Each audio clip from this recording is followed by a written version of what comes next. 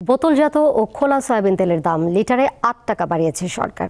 এতে বোতলজাত সয়াবিন তেল প্রতি লিটার ১৭৫ টাকা ও খোলা সয়াবিন ১৫৭ টাকায় বিক্রি হবে।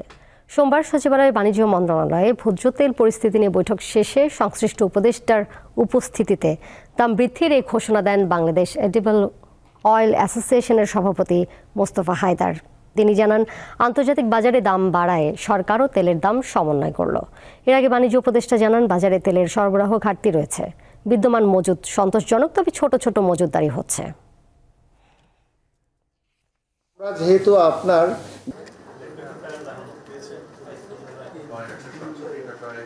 যে দামটা ছিল আগে লিটারে ১৬৭ টাকা, সেটাকে আমরা এখন আপনার ১৭৫ টাকা লিটার হিসাবে এমআরপি হিসাবে আমরা ধার্য করেছি। তার মানে ৮ টাকা লিটারে বেড়েছে।